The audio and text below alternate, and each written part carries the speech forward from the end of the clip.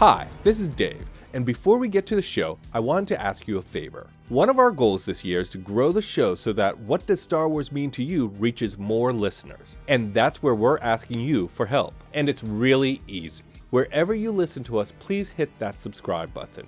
If you're liking the show, give us a 5-star rating and review on the platform you listen to us. We make a lot of fun of the algorithm and the smash that button thing, but it really does help us get noticed by new fans. And if you want to join in on the conversation, find us on social at Star Wars Mean to You. That's Star Wars Mean, the number 2 in the letter U.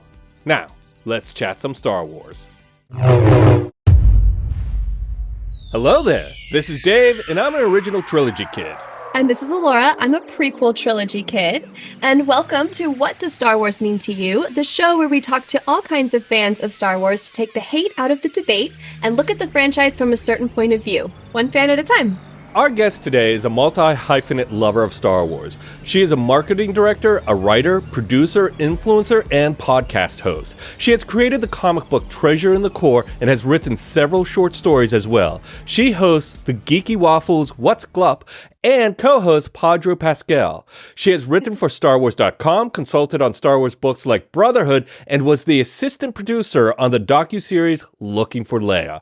All this talent and passion is what drives them to express their love for Star Wars with creative concepts and weird ideas. It's also what brings them here today. Please give a warm hello there to Catrina Dennis. I butchered that! No, you didn't. It was good. It was good. I got her last name completely wrong. Let me get. You were right there. I was. Oh wait, really? First line and I fell down. Okay. I love it. Please give a warm hello there to Catrina Dennis. There it is. Hey. Hello. Generals David and Alora, how are you?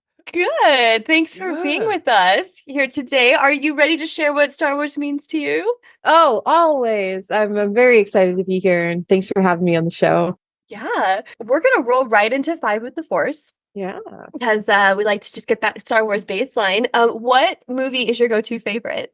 Oh, Return of the Jedi, without a doubt. I love it. It's so fun. It's so colorful. There are so many fun and exciting things that happen in it. And I'm also very partial to it. We'll get into this a little later, but it came out right around or on my birthday, the re-release in 1997.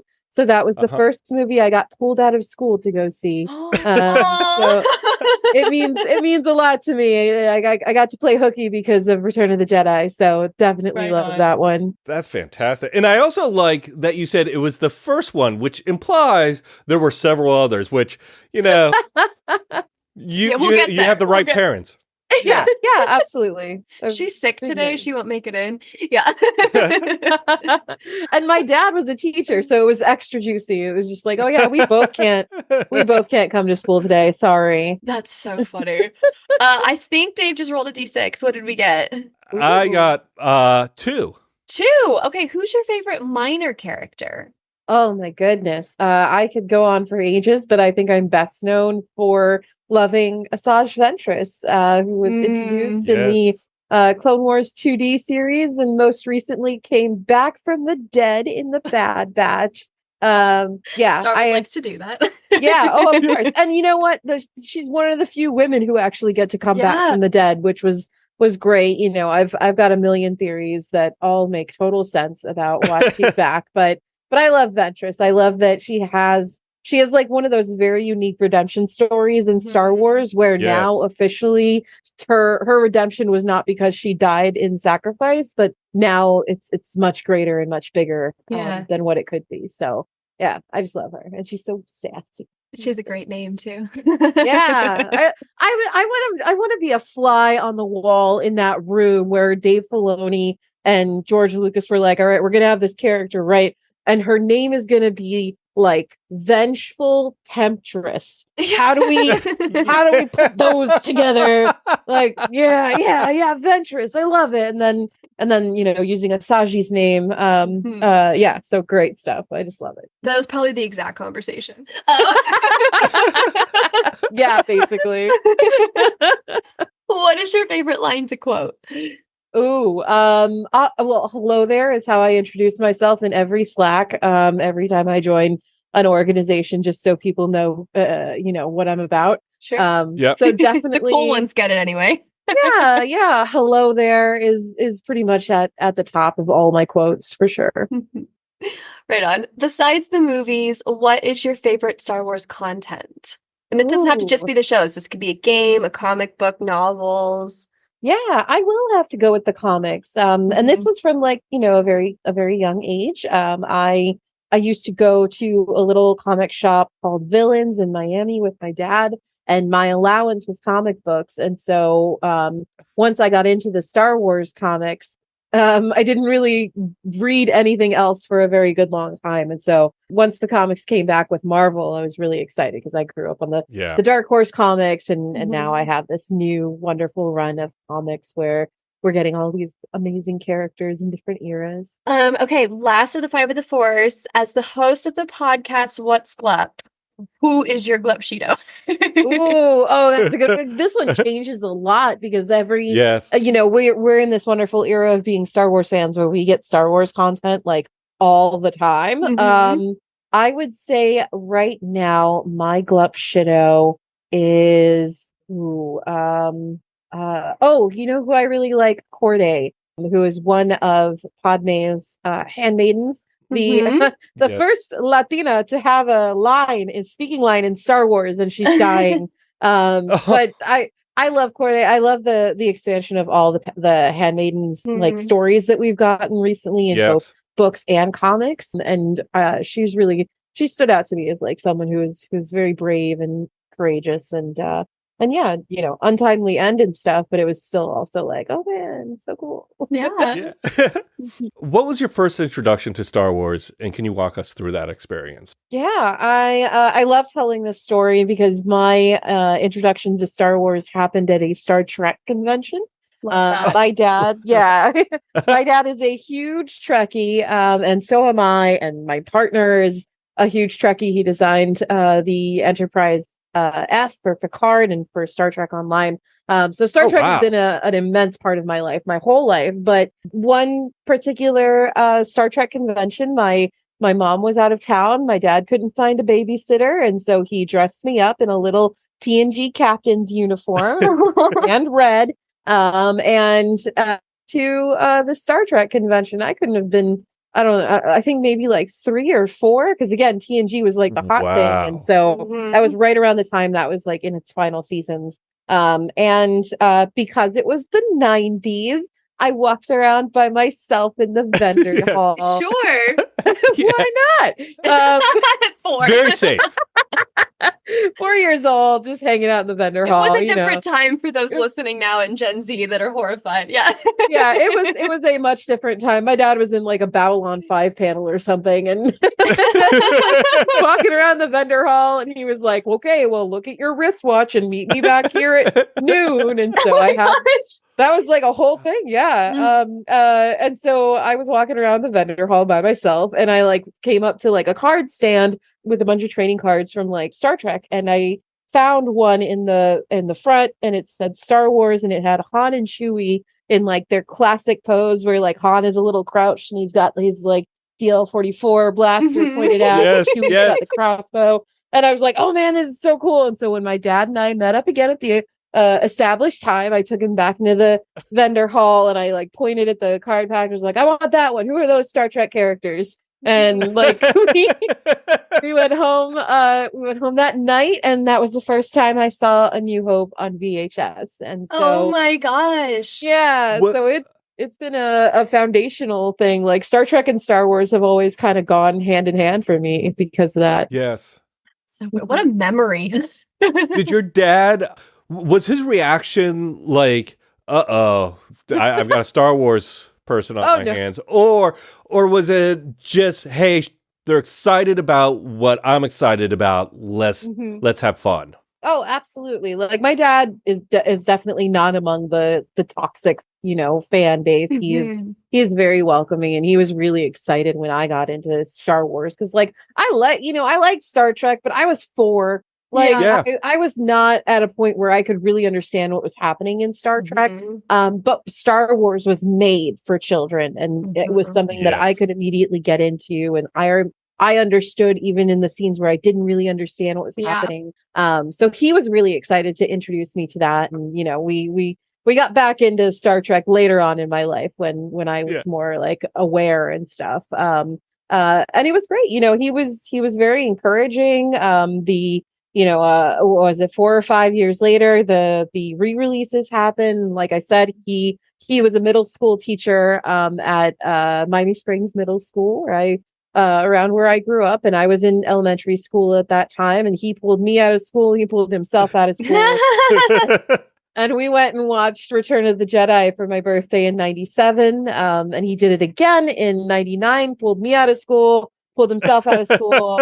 2 of my friends got pulled out of school by their parents and came with us. And we went and saw The Phantom Menace in theaters, all dressed up and everything. So I'm extremely lucky to like have parents who are big fans and big nerds and very supportive of like everything that I'm into. So yeah. I love these stories of like, I especially when it's like fathers introducing it kind of, but like you also kind of found it on your own as well. And like it found you at a Star Trek convention. There's something about that kind of shared, I think if somebody, I would say maybe like more, maybe lean towards like prequel kid kind of more, that we share of being introduced this by our dad. That's like, it's such a fun, it's a really cool thing. And that was able to like be kind of the building blocks for your joint nerdom. It's really fun. Yeah. He's great at that. He was the person who got my nieces into Star Wars too. So now they're really into it, which I'm really excited about. And it's definitely like science fiction and fandom in general is something I've always shared very closely with my dad. When I got really into writing when I was a kid, he was the person who introduced me to fanfiction.net and found the browser extension with the parental lock so that I could use it. And we used to write fan fiction together and publish it on fanfiction.net. So that's cool. That's spectacular. Yeah. It was very fun. Like he's always been like super encouraging of like my interests. So it was like, you know, if you're, and that's saying a lot because I have ADHD. So my interests are like maybe about 2 to 4 weeks and then they go away unless it's a really big one like Star Wars. So he was, he's always very encouraging when it came to like, oh, I want to write now. Oh, I want to do art now. Oh, I want to go and like take Taekwondo for like 5 weeks and then get bored of it. So like I was like I said, I'm very, very lucky. And then when something did hook, like comics or Star Wars or video games, he was like, yes, my little nerd. I have you now. Give you all the nerdy stuff. So love that. Yeah, deeply indebted to him when it comes to the person I am today, for sure. Before I forget, I need to ask, do you still have that card with Han Solo and Chewbacca? My parents have it currently. It is in my baby book. Cute. Oh my god, killing me with cuteness. Awesome. The whole pack. Yeah, it's there. It's with them right now, but you know, I'm not in a hurry to pull my baby stuff off of their hands. So no. That is fantastic. What a great first intro. It also sounds like you have a lot of, as a kid in school, you had kind of a large community of Star Wars fans. Like you went to Phantom Menace with your friends and their parents pulled them out as well. So it sounded like you had a lot of friends that were into Star Wars in earlier grades. I wouldn't say I had a lot of friends. But I would say that all of my friends were into Star Wars. Like we were definitely, you know, it was, like I said, still like the 90s and early 2000s. And being a nerd was not quite cool and commodable yet. So there were lots of like instances where it was cool in a way because I would find fellow nerds online and then befriend them. But that was like, you know, we were on MSN Messenger and we were on forums, and it was really the beginning of like where long distance friendships and stuff started getting really, really popular. So, you know, I had like my little squad of friends, maybe like, I don't know, 5 or 6 of us in middle school. But then I also had this like league of incredible friends online too, who like were from all over the country, and like somebody was from Mexico and somebody lived up in Canada. And so I was very lucky to have such a wonderful group of friends who like loved a lot of the same things I loved, and we could like develop our fan theories and really, to see that kind of go from like AIM chat rooms to like what we have online now, where, you know, every week after week, people are like, what's the mystery in the Acolyte? What is this thing? Blah, blah, blah. Here are my theories. Like, I love seeing how fandom has kind of like sprung up around that desire for connection, and also to just share like the things we love like that. How would you compare the community, the Star Wars like fandom community online at that time compared to now? I mean, like, in what ways has it improved? In what ways has it like degraded? Is that the word I'm thinking of? Like, unimproved. Has it maybe gotten more toxic or less? I guess is the question. What's been your experience? So one of my like theories about the Star Wars fandom is that it is considered one of the most toxic because it is one of the loudest and biggest and most advertised to right now. There are like, you know, the fan bases for certain pop stars that are at the same level of like toxicity and parasocial relationships and all that. And so I think he was growing up.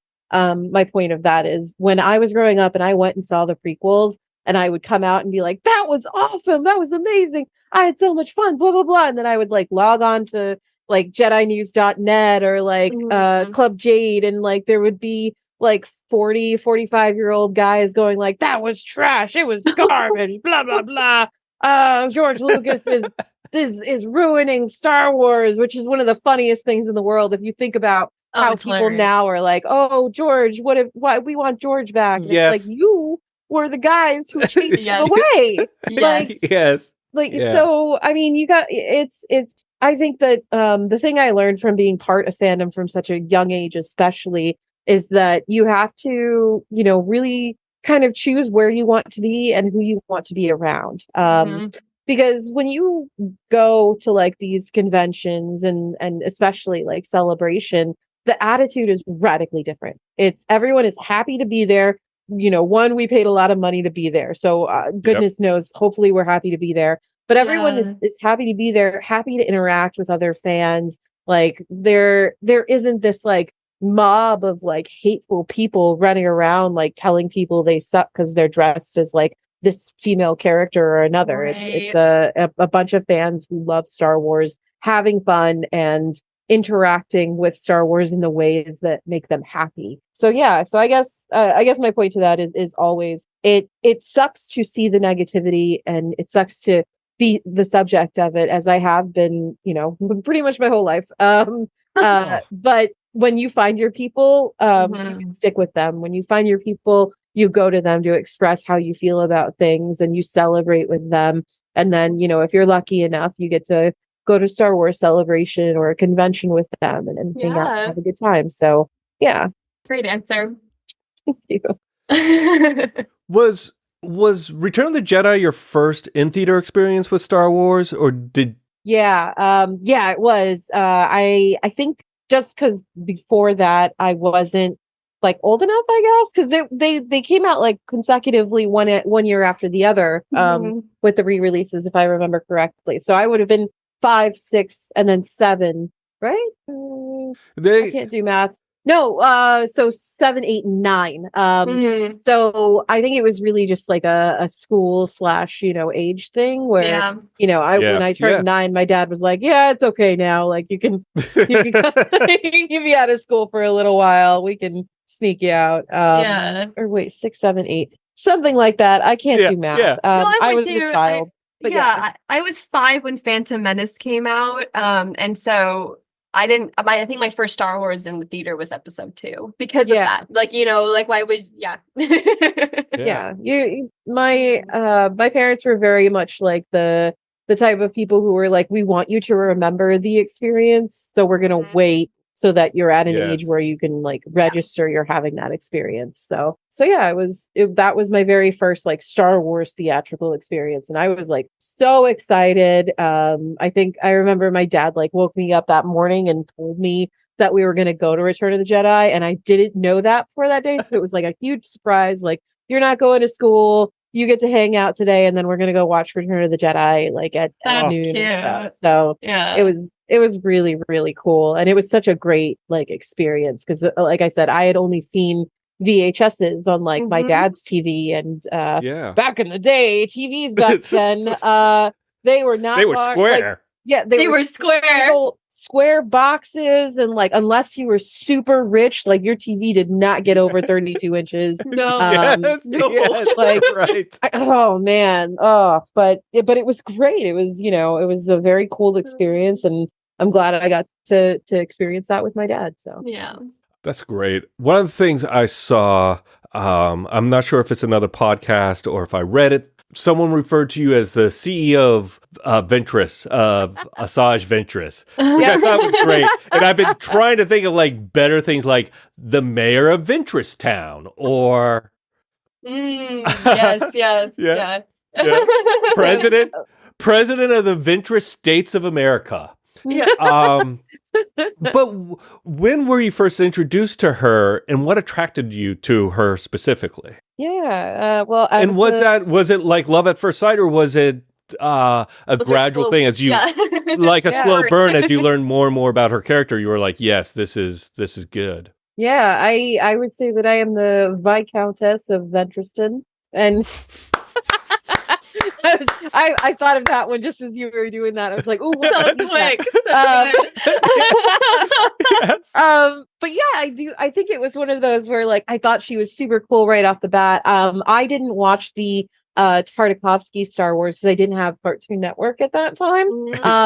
But when the 3D series came out, we went and we saw the movie in theaters, and I also watched it on Nickelodeon. Where it was Cartoon Network at that time. Cartoon Network.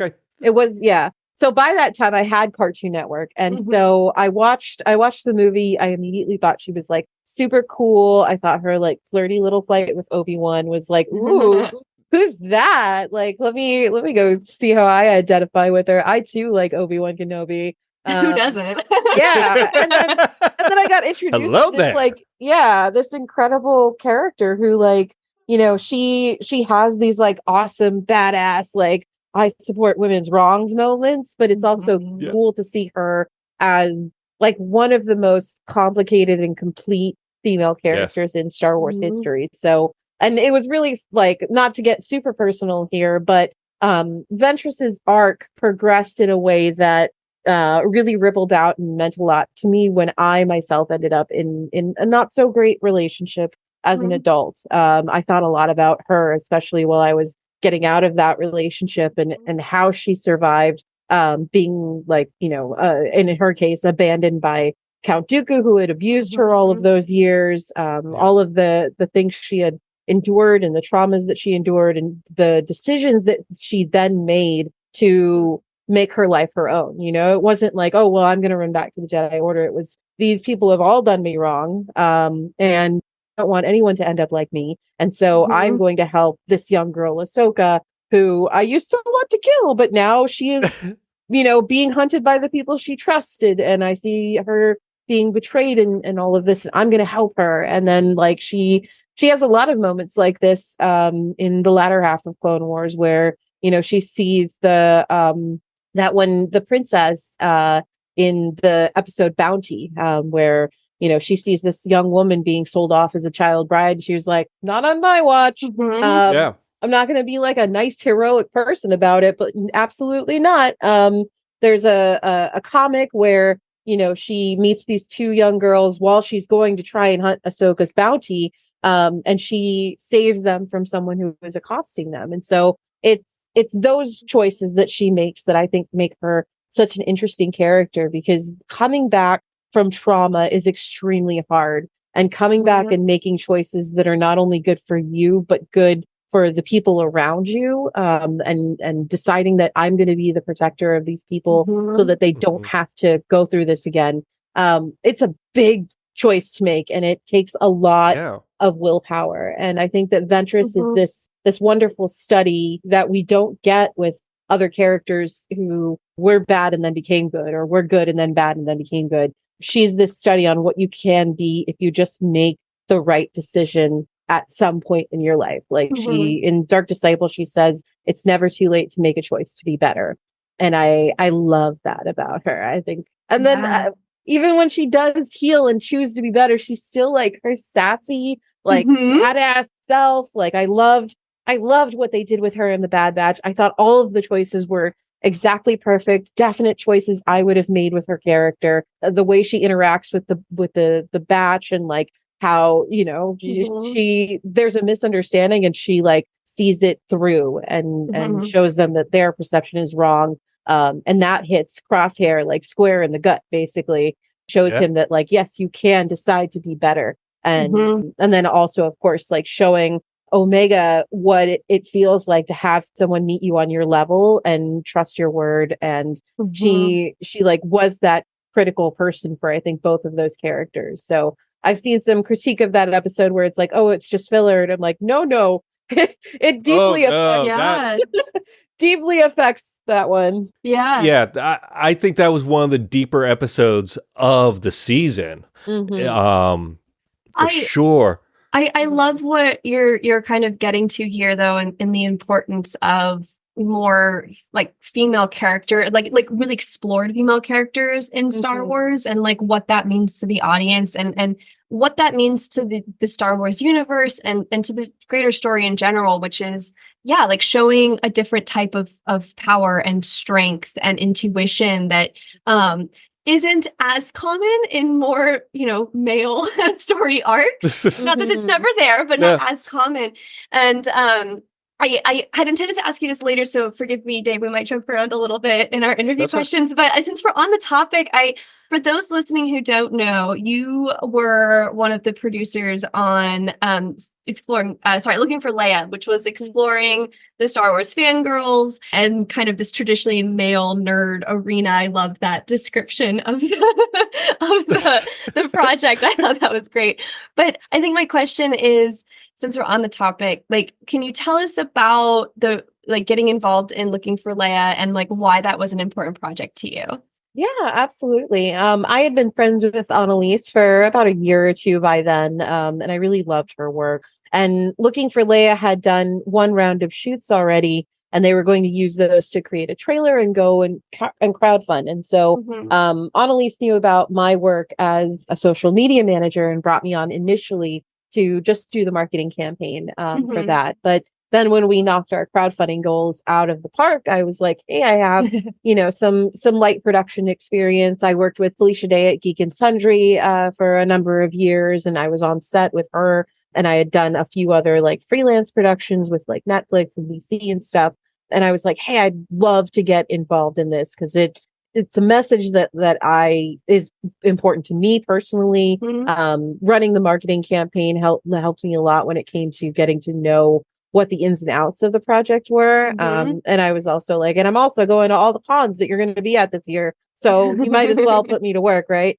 And so she brought me on, and I was able to just do a lot of like really in-depth hands-on work that I hadn't gotten the opportunity to do. And we spoke with some of like the most well-read, prolific people I have ever gotten the opportunity to meet, along with people who were and then became friends. And it was great. Like it was really wonderful. We a lot of our shoots were in major cities. So we went to New York City, where we got those iconic shots of all the Leia cosplayers walking down under the scaffolding and all of that. And we also got to go to Tops that weekend, which was a fun full circle moment because they had the card on display, the Han and Chewbacca card. The card? I like walked up to it and I was like, this is the card that got me into Star Wars. If that's not a full circle moment, I don't know what is. Right. So cool. Yeah. So it was really fun to do that, and we were able to. We went there. We were in Los Angeles. We did some shoots in Maryland, and we got to really talk to some amazing fans of Star Wars and share their stories on like this really nice like personal level.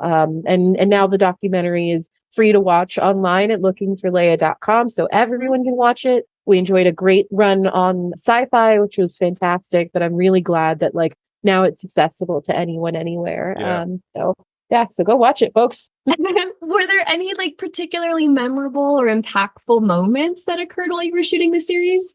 Yeah. So one of my now friends I met on the set of Looking for Leia. She is the grandmother of a young woman named Kaya, and Kaya was 8 at the time, and she had just gone viral online for being an adorable little Lando cosplayer.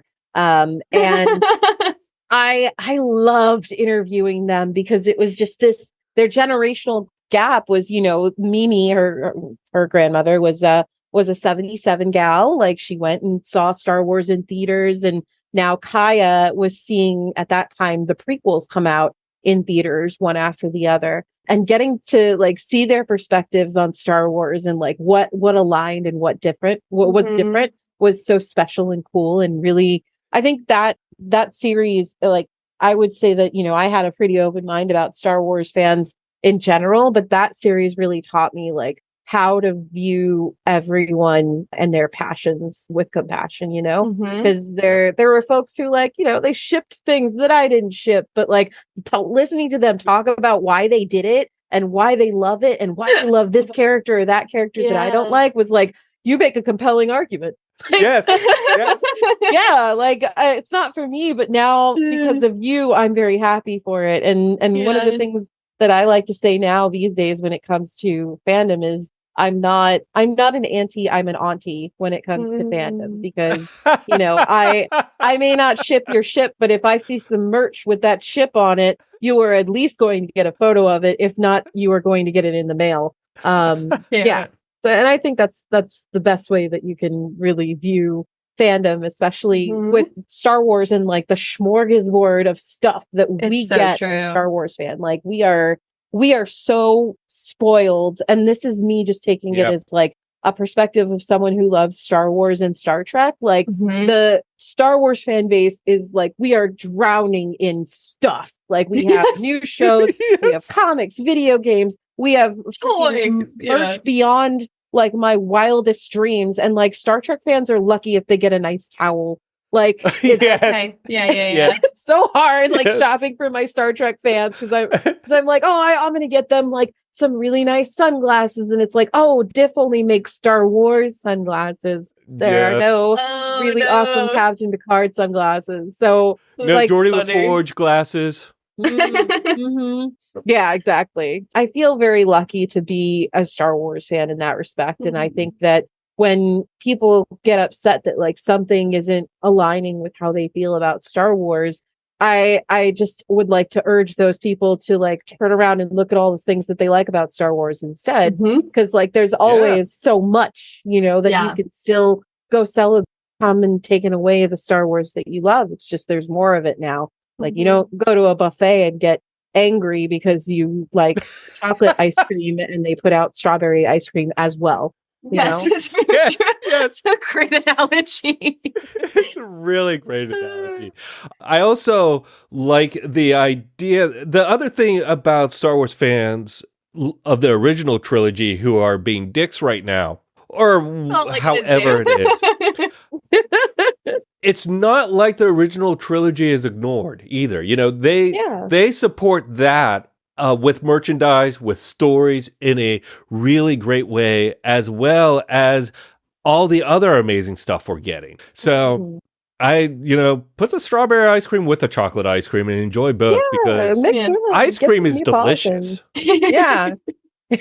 Exactly. I'm curious, how did you first begin writing for StarWars.com and come to write like the Force of Fashion? So I was already doing press at that time. Around that time, I was the senior editor at a site that no longer exists called Moviepilot.com, but I was also contributing to the Wrap, ET, and a few other websites. And the former editor just got a new editor, Kristen Baver.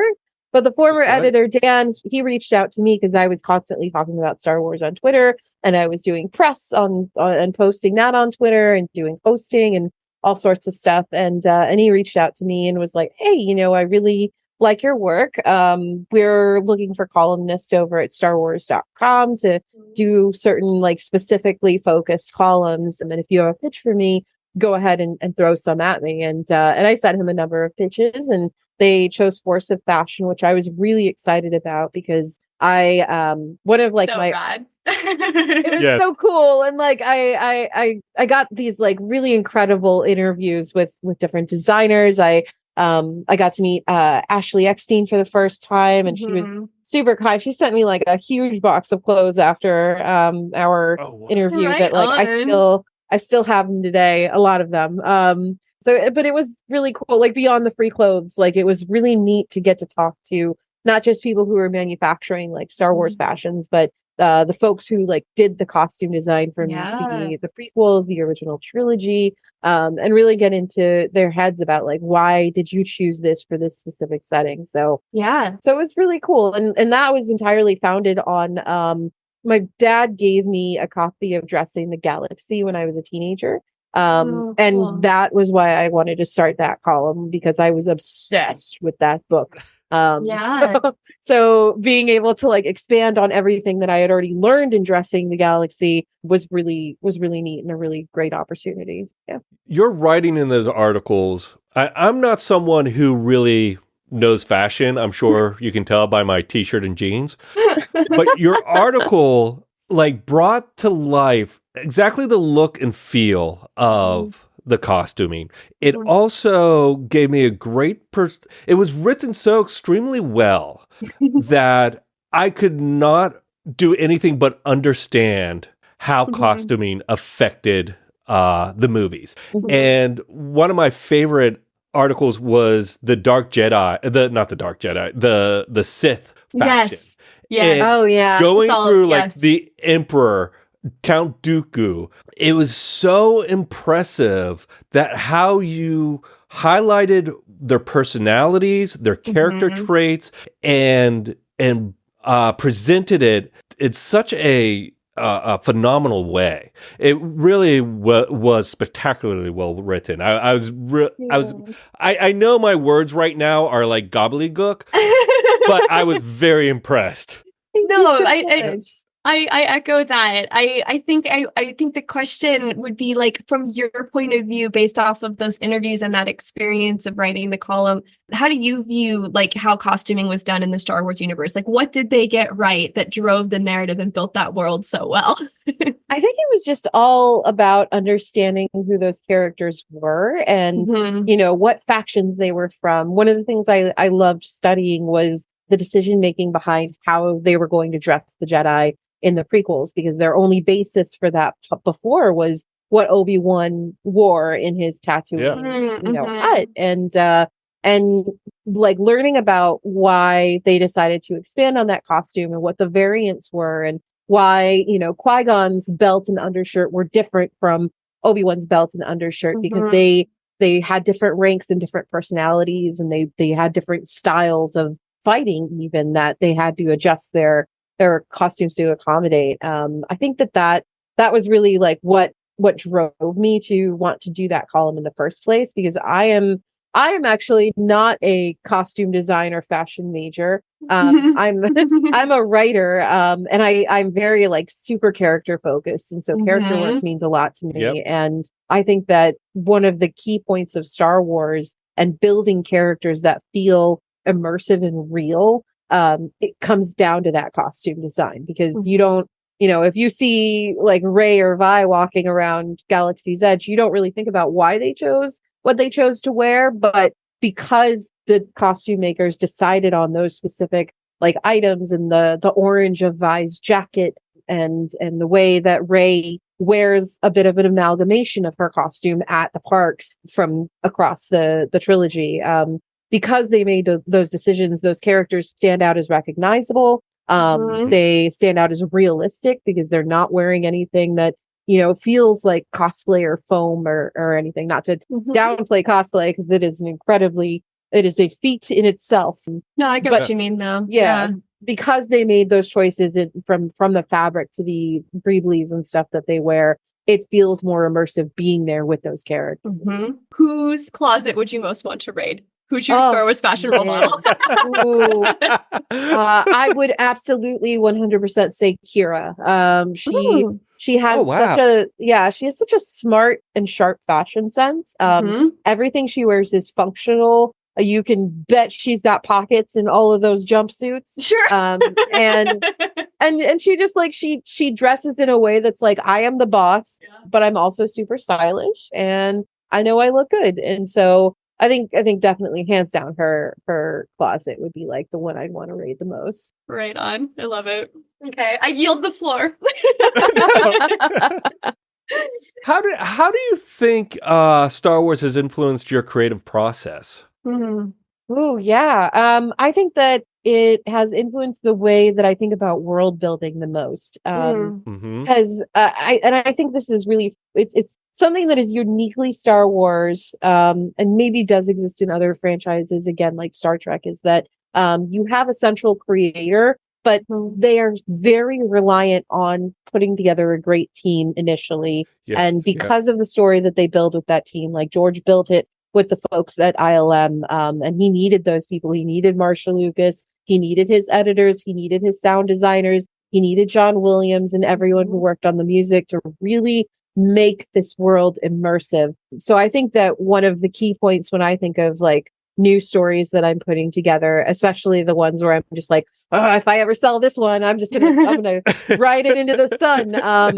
I always think about how the world I'm building could be expanded on, because what George left for everyone, and not to like speak of him in past tense, he's still very much alive at the time of this recording. But what he left was this basis for like a giant galaxy and universe that you could build upon, even if you were to only build upon what was going on Tatooine for the next 30 years, you could still do it in new and inventive and exciting ways. And so I think that really affects a core part of my storytelling, is like, how can I leave like open ends for myself to like come back to this story if I want to do another episode or another novel in this series? Is there room for me to come back and pull a string that was left, but it's still a cohesive narrative? So Yeah, I think one of the most impressive things with Star Wars is the idea that George Lucas knew exactly how much to show to get you interested, but and get you invested and explain what it is without over-explaining and without having to go back to it at all ever again. And I just think that's so incredible. I always feel as though he had an amazing team around him and was just setting the bar for everyone in a lot of cases. I think you can make a lot of, like with Marshall Lucas, I think she kind of came into the editing room and went, no, this is what we're going to do. I do think there are moments like that, but I also think there are moments where designers would present something and he would say, oh, we need it to be recognizable as this right away. How do you do that? And then it's just a really fascinating creative process of working like a team, I guess. Yeah. I usually ask, what would you like to see in the future of Star Wars? I'm going to make it a two-parter. What would you like to see in the future of Star Wars? And now that she's back, what would you like to see for the future of Asajj? Those are two very good questions. I tweeted the other day, I was like, I hope Star Wars gets weirder and gayer. And that's definitely what I love. Like I think that, and this is not me speaking with like too much of an agenda, but I hope that creators who come into Star Wars and storytellers who come into Star Wars are not afraid of what the fan base, any side of the fan base, is going to think of something. I want I want Star Wars to get super weird. I want to see like all sorts of things that we just haven't thought of before. I love it when, the Force expands in a way, where you're introduced to different cultures and how they view the Force and what they call it, how they use it. It was one of the most interesting things about the Night Sisters for me back in Clone Wars was how like they saw and used the Force in such a radically different way. And now the Coven and the Thread and in Rebels, where it was referred to as the Ashla, I think that being able to see how vast the galaxy is always one of the most interesting things about Star Wars to me. And then with Ventress, of course, like, everybody wants her like, how did she come back to life story? That's fine. We're going to get it anyway, I'm sure. But I would love to see her take on a Padawan learner type kind of deal. Like, I would love to see her working with an apprentice, specifically because of all that stuff I talked about before, where, when she sees herself in someone, she immediately wants to help them, and she wants to turn their path and do like away from what the dark path could be, because she's experienced it. She wants to protect someone from it. One of my little dreamy fanficky things is that, eventually in her travels, Rey comes across old lady Ventress, who is very cranky but still very much alive. And Ventress teaches her about a new shade of the Force, and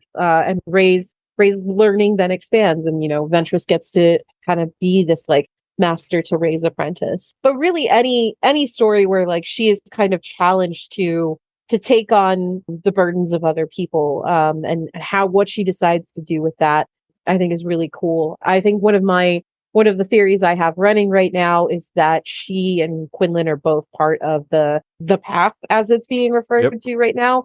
And her whole MO is going to find these Force sensitive children, screen them, see if they're safe or not. And then if they're not safe, start having some conversations with the families, because like, it's either like, hey, we all need you.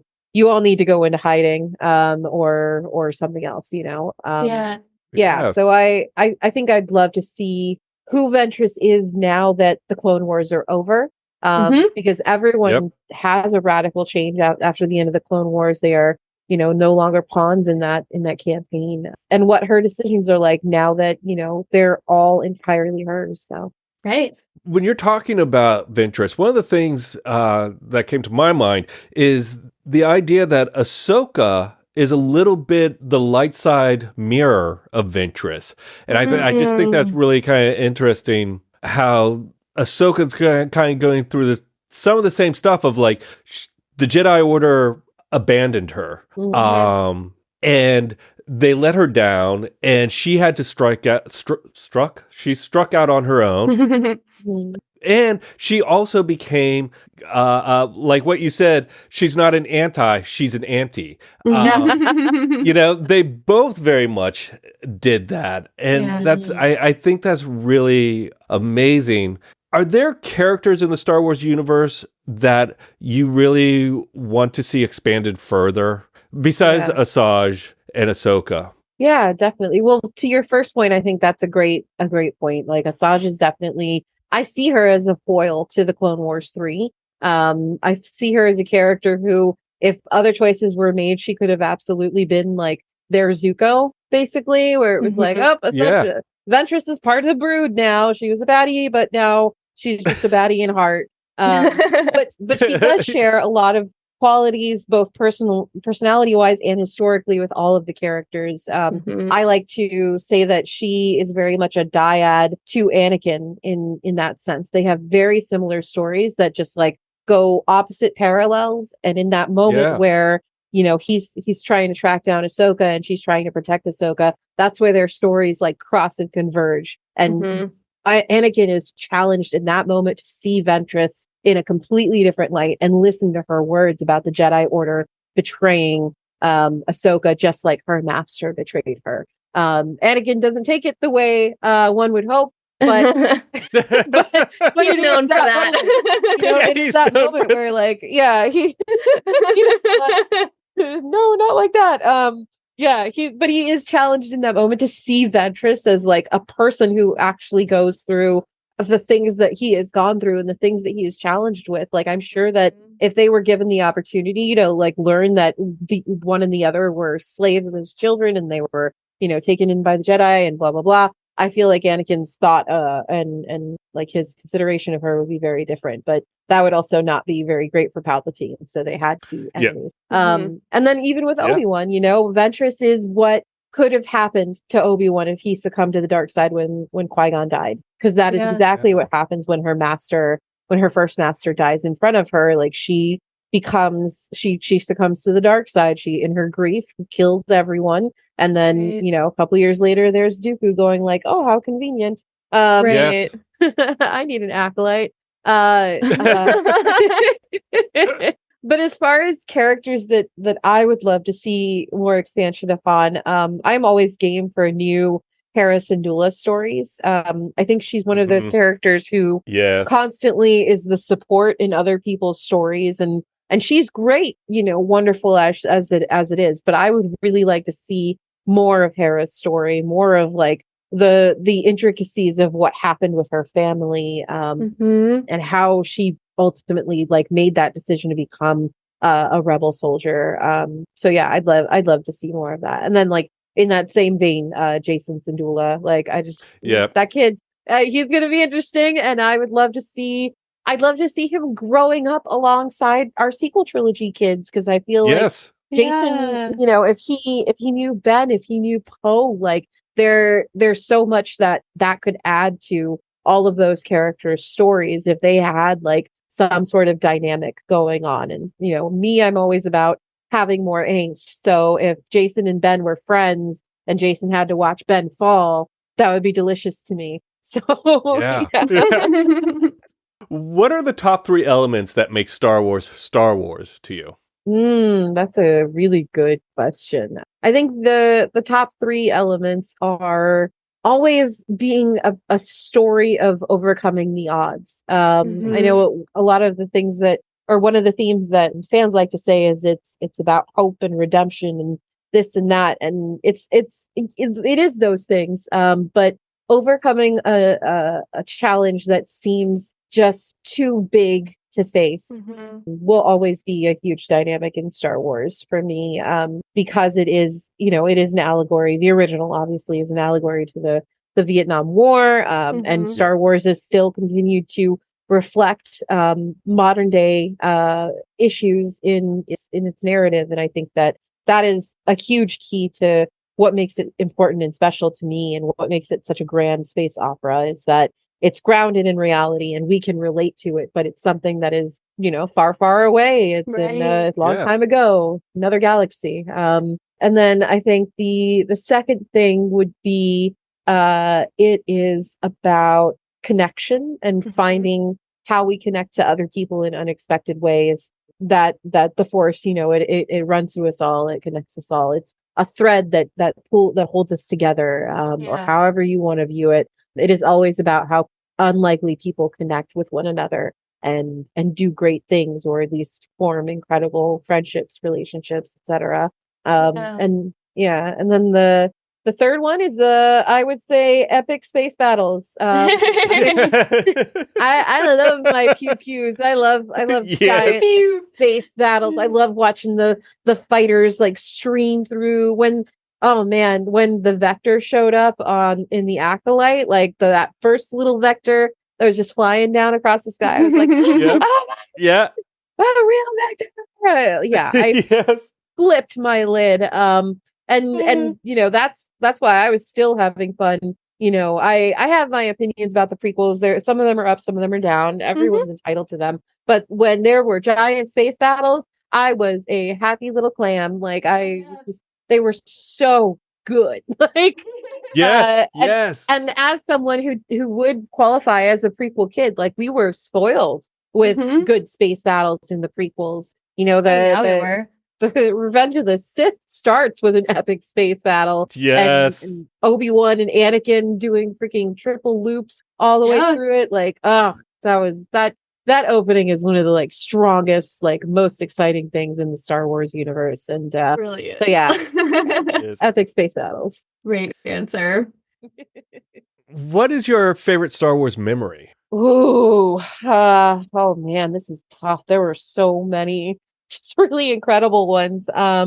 I mean, I think what a number of my favorite Star Wars memories are when I am surrounded by friends. So I could name like a million of them, but like, there were nights at Celebration where like we would all be just outside of like in the bar area, like taking selfies and talking about what had just happened that day and like pointing over the bar, going like, "There's Greg Grunberg," and then going back to our conversation and stuff. We've got this wonderful selfie of like, God, I think it was like Celebration Chicago, like so maybe 2016 or something, where like all of our friends are together, and it was just like those are the old folks of Star Wars Twitter, really, all in a shot. I cherish it so much because like some of those friends aren't with us anymore, unfortunately, and so it's really special to me that I got to have those memories with them, and like even more recent celebrations. I think all of my favorite memories are at Star Wars celebrations, but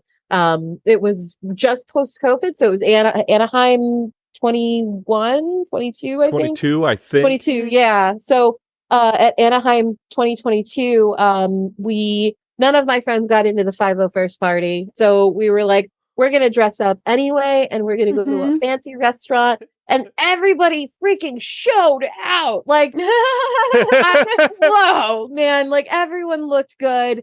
Love and that. we all went and had a great dinner. And then it turned out that like a bunch of our other Star Wars friends from Twitter were also having dinner at that restaurant. So it just turned into like this big, like respectful party, where, we like sat down, we had our table, we would like, a couple people would go to another table and hang out for a bit. And like, all of us were just like there having such a good time and enjoying, Star Wars. Cause that was Obi-Wan weekend. So my room stayed up late. Some of them went to the premiere and then they came back and we watched it again like 2 times that night.